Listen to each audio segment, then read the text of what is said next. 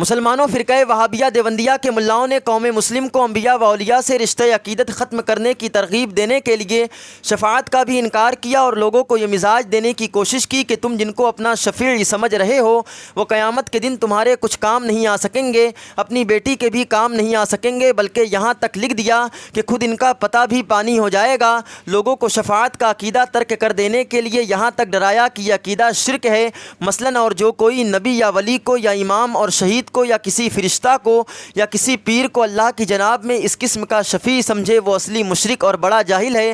حوالہ تقویۃ الایمان از مولوی اسماعیل دہلوی، ناشر دارالسلفیہ بمبئی، صفحہ 54۔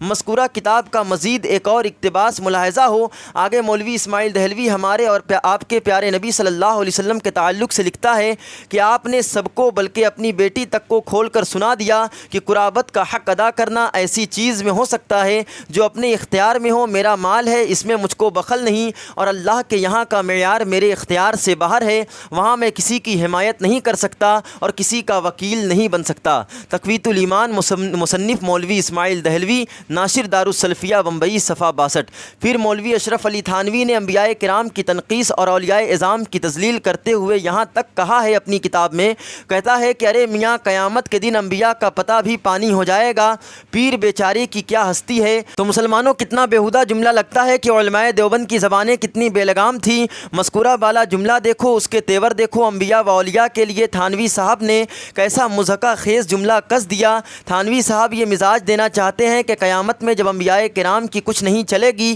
تو بیچارے پیروں کی کیا چلے گی، حالانکہ قرآن و حدیث میں شفاعت کے تعلق سے وسیع پیمانے پر دلائل موجود ہیں۔ انہی دلائل کی روشنی میں امام احمد رضا محدث بریلوی علیہ الرحمہ نے علماء دیوبند کو للکارا اور علماء دیوبند کے عقائد فاسدہ در باب شفاعت کا رد بلیغ فرمایا۔ آیات قرآنی اور 40 احادیث سے شفاعت مصطفیٰ کا ثبوت دیتے ہوئے نادر زمن کتاب تصنیف فرمائی جس کا نام ہے اسماء الاربعین فی شفاعت سید المحبوبین۔